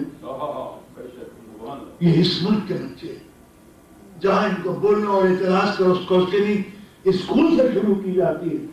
تو مطمئن ہو کے آپ بچوں کو نہ چھوڑے، ورنہ سرمایہ محفوظ اگر غلط ہو گیا تو انتہائی سوچ۔ بچے کے لیے سب سے ضرورت اس بات کی ہے کہ اسے وقت ماں بھی دے اور باپ بھی دے۔ ہے ہمارے پاس وقت نہیں؟ جب اپنے ملکوں سے آئے تو فکر بنانے کے لیے رات دن میاں بیوی کو کام کرنا پڑا۔ بچے چھوٹے چھوٹے تھے، لڑکے چھوٹے، بچے چھوٹے۔ ہمارے ذہن نے کبھی سوچنے کا موقع نہ دیا کہ یہ بچے جوان بھی ہوں گے، لڑکے بھی بڑے ہوں گے، ان کو گھر گرہستی کی ضرورت ہوگی۔ ہم نے بغیر اپنے فیوچر کی خاطر بچوں کو ایندھن بنایا اپنی ضروریات کا۔ نتیجہ یہ ہوا کہ اب جو ہم اچھے بنوں میں چلے گئے، اب بچوں کے ذہن جوان ہو گئے، اب روش بدلی۔ مولانا آپ کچھ بیٹے کے لیے دعا پڑھیے۔ ہم یہ کہتے ہیں کہ جس کو 25 برس سے آپ نے بگاڑا ہو، اس کو کون سی مناجات درست کر سکتی ہے؟ تو لہذا بچوں کو وقت دیجیے، ایک ایک اپنی عزاداری کے آئیٹم ان کو سمجھائیے کہ آپ آل رسول کو کیوں مانتے ہیں، کیوں ان لوگوں کو نہیں مانتے، کیوں روتے ہیں، کیوں اس ادا کو باقی رکھتے ہیں۔ تو جب تک کہ بچے کے ذہن میں یہ مفہوم نہیں ہوگا، کام نہیں بنے گا۔ ضرورت اس بات کی ہے کہ اداروں کی ذمہ داریاں نئی نسل پر دیں اور آپ گارجین بن کے ان کو گائیڈ کریں تاکہ ادارے چلانے کی ان کو عادت ہو اور کام مقصد ہو۔ ہم نے کبھی اپنی انا میں ادارے نئی نسل کو نہیں دیے، اندر سے وہ کہہ رہے کہ وہاں پڑے گیا ہم لڑکے ہو گئے۔ تو لہذا جب تک کہ یہ ذمہ داریاں منتقل نہ ہوں اور آپس کا اتحاد خلوص نہ ہو، پروجیکٹ نہ بنائے جائیں، لائبریری سینٹر میں نہ ہو، سنڈے اسکولوں میں لڑکیوں کی الگ اور لڑکوں کی الگ ڈیبیٹ نہ کرائی جائے، ایک ایک سبجیکٹ کے اوپر سمپوزیم اور سیمینار نہ ہو، اس نئے ملک میں نئے ذہن کے لیے ہماری کوئی رسم کارگر ثابت نہ ہو۔ 30 سال سے ہم عزاداری کر رہے ہیں، ہم نے نئی نسل کو تیار نہیں اس کا، کیونکہ میں نے عرض کیا کہ ہمیں اپنی تعمیر نو کی ضرورت تھی، کار خریدنی تھی، بنگلہ خریدنا تھا، کاروبار ڈیولپ کرنا تھا، ہمیں فرصت نہیں ملی، بچے جمع۔ لہذا آج بھی وقت ہے اس بات کا کہ جب تک کہ کنورژن نہ ہو آپ کے یہاں کبھی تبلیغ نہیں ہو سکتی۔ نئی نسلیں کب کنٹرول میں آئیں گی؟ جب کسی پاؤنڈر ٹینک میں running water in and out ہو، وہی پانی صاف ستھرا ہوگا جس کی نکاسی اور درآمد اور برآمد کھلی ہوئی۔ جن قوموں کے اندر یہاں کے نئے لوگ داخل نہ ہوں گے، یہاں کے امریکن جب تک کہ کنورژن نہ ہوں گے، ہم کبھی بھی اس بات کو قوم کو چھیڑا نہیں سکتے۔ لندن کی مثال میں نے، چونکہ میری زندگی زیادہ تر وہاں پر مجلس پڑھنے میں نہیں، زندگی کو سمجھنے میں لگی ہے، تو وہاں سب سے بڑی بات یہی تھی کہ ہم نے کنورژن روک دیا۔ میں یہاں البانی نیو یارک کے پاس میرے ہوسٹ تھے، ان کے گھر کے برابر میں چرچ تھا، اس میں مصر کا ایک مبلغ آتا، زیادہ پڑھا لکھا نہیں تھا، سنڈے سروس کے بعد وہ اسی کرسچن کو ایڈریس کرتا اور ہر ہفتے 2 یا 3 کرسچن مسلمان ہو جاتے تھے۔ میرے دل میں یہ احساس پیدا ہوا، ہم کیوں نہیں کر سکتے؟ اس لیے کہ ہم کنورژن کے قائل نہ رہے، اسی واسطے ہم نے اپنے علاقے میں تبرعی ماحول پیدا کر دیا، تاکہ اگر بدقسمتی سے کوئی دوست آ بھی گیا ہے کسی کے ساتھ تو اس کے اتنے جوتے مارو کہ کم وقت پھر نسلوں کو وصیت کر جائے کہ ہر جگہ جانا کسی شیعہ دوست کے چکر میں پھنس کے عزاداری میں پڑ۔ اس لیے کہ بچپن سے وہ ان کی حکومتوں کا قصہ سن کے آیا، اسے یقین نہیں ہے کہ یہ سب کچھ ہوا، تو لہٰذا ہمارے یہاں لندن میں ایک صاحب، ایک محترمہ نے شادی کر لی، ایک بڑا پڑھا لکھا ذہین شریف النفس انسان، مجھ سے کہنے لگا کہ مولانا میں کنورژن میرا غلط ہوا۔ کیوں؟ کہا کہ میں لندن میں پیدا ہوں، یہ آپ کی کمیونٹی کے لوگ انگریزی میں بیٹھ کے بات کرتے ہیں، لیکن جب میں آ جاتا ہوں تو فوراً ہی اردو میں بات کرنے شروع کر دیتے ہیں۔ مجھے ممبر نہیں بنایا چونکہ میں جمی کا، اور یہ بلال پر اور جون پر ہوتے ہیں اور میرے کالے رنگ کو ذلت کی نگاہوں سے دیکھتے ہیں، میری بیوی پر تھو تھو کرتے ہیں کہ اس نے مجھ سے شادی کیوں کی، وہ بھی تو ہوگی۔ تو آپ نے محسوس کیا کہ یہاں پر کنورژن جو ہے عجیب و غریب انداز کا ہے کہ ہم قائل نہ رہے۔ جیسمین ایک لڑکی کیا معمر تھی 50 برس کی، لندن میں وہ شیعہ ہو گئی۔ جب شیعہ ہو گئی تو وہ مجلسوں میں جاتی رہی، ہر چند ہم تبلیغ کرتے تھے عورتوں کے لیے، ان کا خدا کے واسطے قضا خانے میں پرفیوم لگا کے مت آیا کرو، نیل پالش سے وضو نہیں ہوتا، غسل نہیں ہوتا، پھر یہ تبرک کا رضا ماتم یہ سب نہیں آتا۔ اس نے جو ہدایت شروع کی اسکارف پہن کے، تو پتا چلا کہ اب ہر عورت اسکارف پہنے گے۔ ابھی کون مبلغ آ گیا؟ کہا مبلغ تو نہیں، مبلغہ ہے جیسمین، اب یاسمین ہو گئی ہے، اسی کی پھیلائی ہوئی یہ خوشبو ہے۔ تو ہم نے محسوس کیا کہ ایک کنورٹڈ مسلم جتنا پکا مذہبی ہوتا ہے، کیا ہم نے اپنے بچے تیار کیے کہ اپنے دوستوں کو قریب بلا؟ نہیں۔ کیوں؟ ہم جب لوگ نہیں سمجھتے ہم کس کو کنورٹ کریں۔ ایک روایت سننی تھی اور پھر میں بسات کی طرف آتا ہوں، دیر ہو گئی۔ میں نے مرشد آباد کے نواب کاظم علی خان مرحوم سے ایک مرتبہ یہ سوال کیا، ہو سکتا ہے کہ مرشد آباد کے یہاں پر ہوں۔ میں نے سال ہمیشہ مغل پیریڈ میں بنگال کا گورنر یا وائسرائے ہمیشہ شیعہ ہوتا تھا۔ اگر مغل بادشاہ نے اپنے سگے بیٹے کو بھی وائسرائے بنا کے بھیجا ہے بردوان میں، تو بردوان پہنچتے پہنچتے وہ شیعہ ہو جاتا تھا۔ ہمیشہ بنگال کا گورنر شیعہ رہا ہر دور میں۔ سمجھ میں نہیں آتا کہ بنگال میں شیعہ کیوں نہ ہوئے، کوئی کنورٹڈ بنگالی شیعہ نظر نہیں آتا، چند تھے۔ ہماری جوانی کے زمانے میں جب میں میٹرک میں پڑھتا تھا تو ایک وزٹنگ ٹیچر کی حیثیت سے میں اسکول سے جاتا تھا دوا لے کے، تو وہاں مشکل سے 3 یا 4 ہزار شیعہ تھے، اب تو ماشاءاللہ 30-35 ہزار۔ تو میں نے ان سے پوچھا کہ یہ شیعہ کیوں نہیں، جبکہ آپ ہیڈ آف اسٹیٹ، آپ شیعہ؟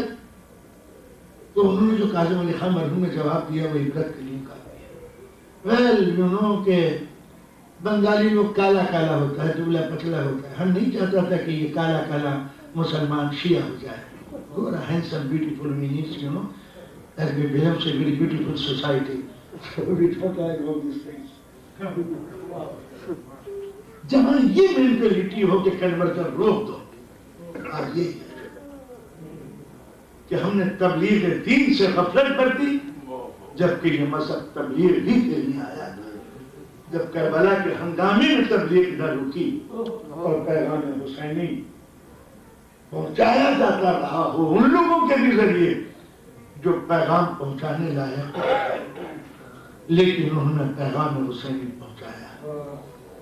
آج جس بیوی کی شہادت سے یہ رات منسوب ہے،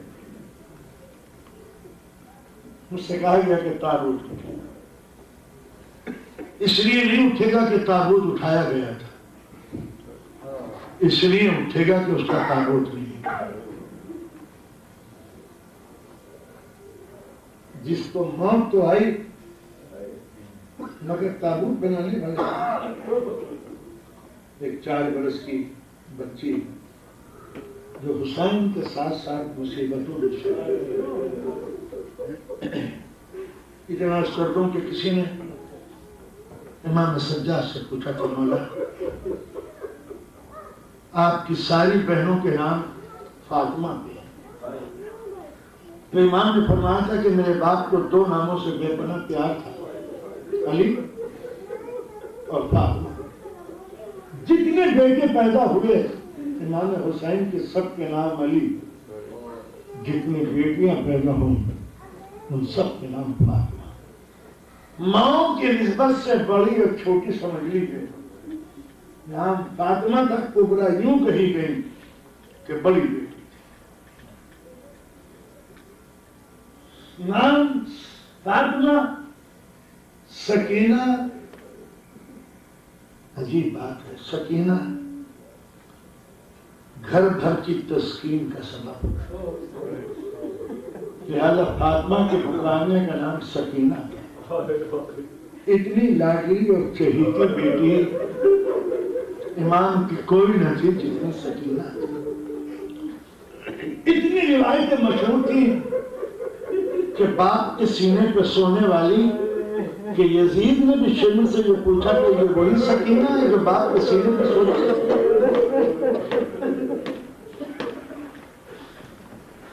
سغرا نام فاطمہ، کبرا کے مقابلے میں سغرا۔ سمجھ میں نہیں آتا کہ امام حسین نے سب بیٹیوں کو ساتھ لیا، فاطمہ سغرا کہہ دیجیے بیمار، تو بیمار تو سیدہ سجاد بھی تھے، ان کو ساتھ کیوں لیا؟ مگر جب امام صادق نے وجہ بتائی تو کلیجہ منہ کو آ جاتا کہ جناب فاطمہ سغرا کو امام حسین اپنے ساتھ لے جانا نہیں چاہتے تھے، کیوں؟ امام فرماتے ہیں کہ جناب سغرا ہم شکل فاطمہ کے اس قدر فاطمہ سے مشابہ تھی کہ حسین فاطمہ کے پردے کا لحاظ رکھتے ہوئے جناب سغرا کو اپنے ساتھ نہیں آئے کہ ریڈر کو دیکھ کر وہ رسول یاد آ جائے، مگر سغرا کو دیکھ کے کوئی ماں کا نام اتنا پردے کا احترام لہذا فرمایا حسین کتنا فاطمہ کچھ آخری وقت فاطمہ تو زہرا رات کی تاریخی میں جب کفن پہنایا گیا تابوت تیار ہوا اور قریب تھا کہ جنازے کو اٹھایا جائے، مرتبہ حسین بے قابو ہو گیا، آگے بڑھ کے کہتے ہیں ماں بس ایک مرتبہ مجھے کلیجے سے لگا کے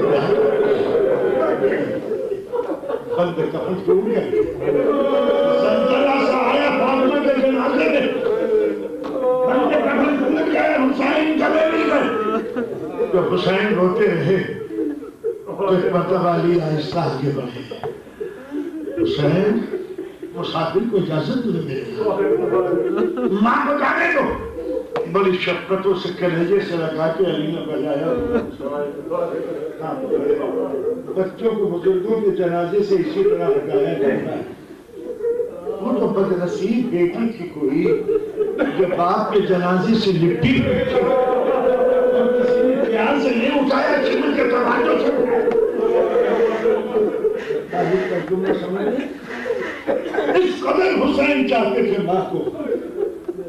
ایک مرتبہ اسامہ بن زید صحابی رسول کے غلام کے بیٹے جس کو رسول نے علم دے کے بھیجا تھا، مسجد رسول میں بیٹھے ہوئے اور مروان لعین منبر پہ بیٹھ کے سامنے نازیبہ کلمات کہنا، ایک مرتبہ اسامہ سے برداشت نہ ہو سکا، کھڑے ہو گئے، اور ایک ایک صحابی کے چہرے پر لعنت پڑتے ہیں.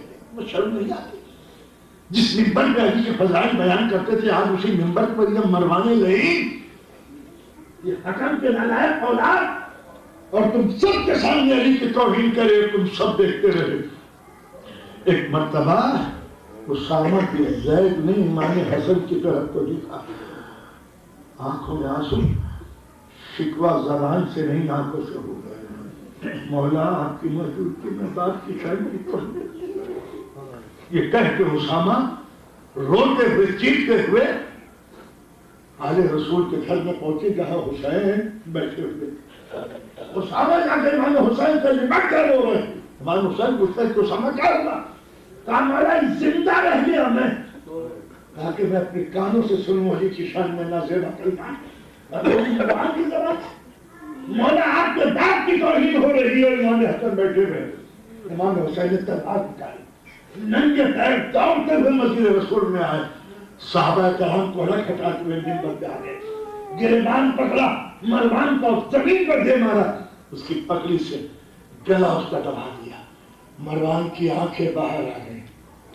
ایک جملہ کہا، حسن حسن مجھے بچا لو. امام حسن آگے نہیں بڑھے. حسن مجھے بچا لو.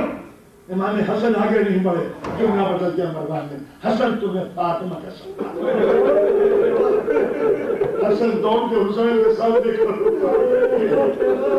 اے بھیا بس امام حسین کا دیکھ بھیا مجھے چھوڑ دو، میں زندہ نہیں چھوڑوں گا میرے باپ کی توہین. حسین ماں کا واسطہ، مروان نے ماں کا صدقہ بھر. مرتبہ امام حسین رو پڑے، بھیا تمہاری موجودگی میں میرے باپ. جملہ سنیے گا، حسین میں امام وقت ہوں بھیا، میری کچھ ذمہ داریاں ہیں. جب تم امام وقت ہو گئی ہے ذمہ داریاں تم تک منتقل ہو جائیں گی. امام حسن امام حسین کو لے کے آیا. میں نے کس قدر خیال تھا. کربلا اجڑ گئی، زہرا کی ہڈی برباد ہو گئی. حسین مظلوم کا سر قلم ہو گیا، لاش پامال ہو گئی. شام کا وقت ہوا، زینب نے بچوں کو جمع کیا. آؤ بچوں، حسین کی خدمت میں چلے. چھوٹے چھوٹے بچے جب اس لاش پر پہنچی جس کا تجربہ ہو چکا تھا، بھیا بھیا زینب آئی ہے، اے حسین زینب آئی ہے، اے حسین اٹھو. زینب کہتی چلی جاتی ہے مگر لاش میں کوئی تم بھی نہیں ہوگی. ایک مرتبہ زینب نے جملے بدل دیے، حسین تمہیں ماں کا صدقہ.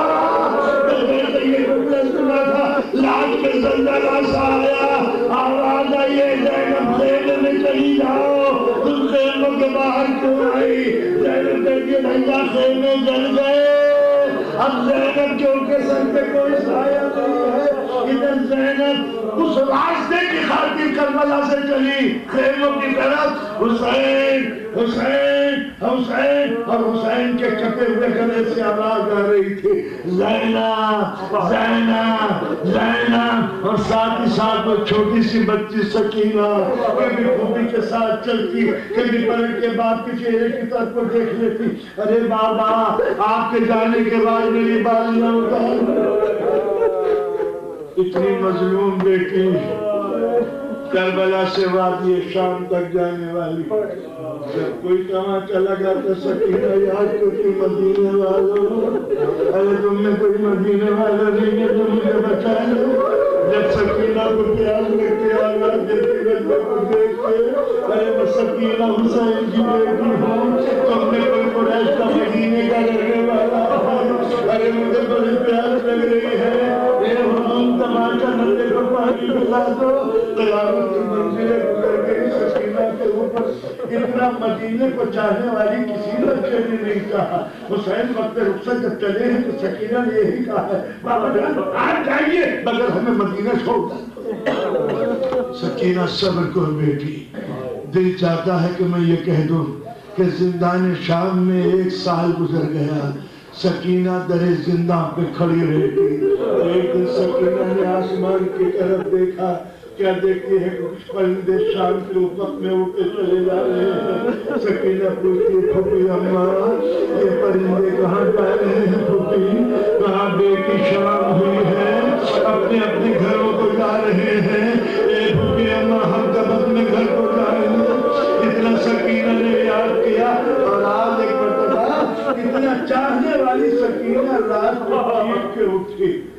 میدان شام اندھیرا چھایا ہوا، سوتی سوتی سکینہ اٹھی، رونے لگی، بابا اے میرے بابا، اے میرے بابا، یہ تو خبر لینے کے لیے نہیں آیا کہ سکینہ کس حال میں ہے۔ زینب قریب پہنچی، سکینہ خیر تو ہے؟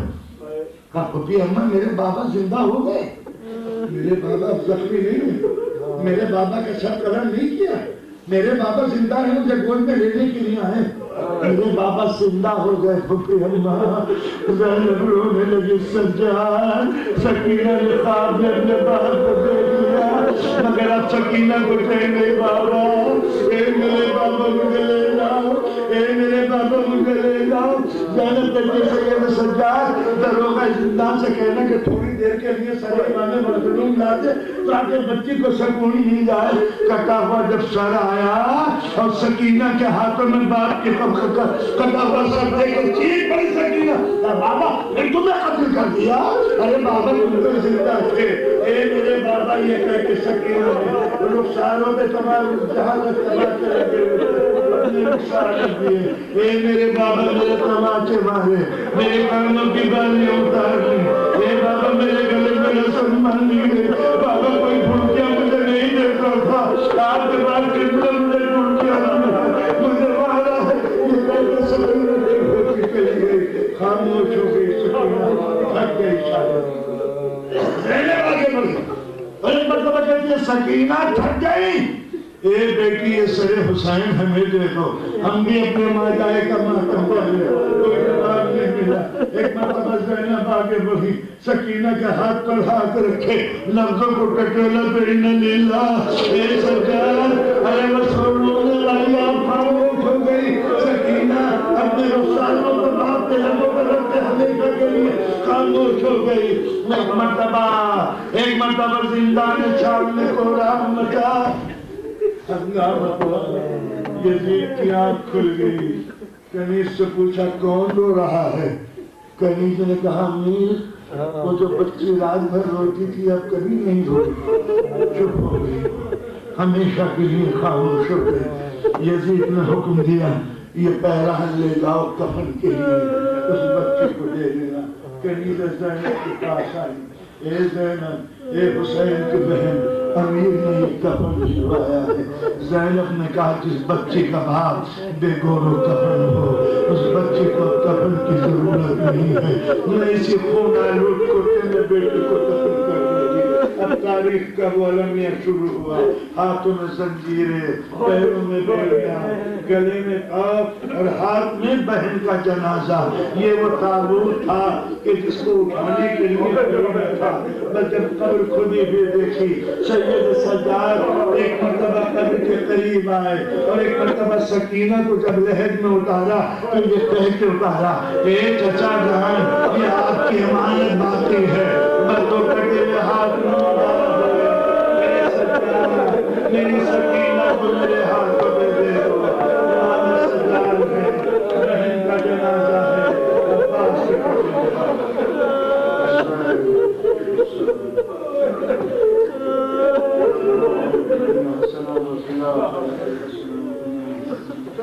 پانے والے سکن کو قبول کر لیں، آنے والے سکینہ کی شہادت کے صدقے میں ہمارے کسی بچے کو ازداد یقینی سے روشن، پانے والے دین و دنیا میں ہماری عزت۔ یا حسین یا حسین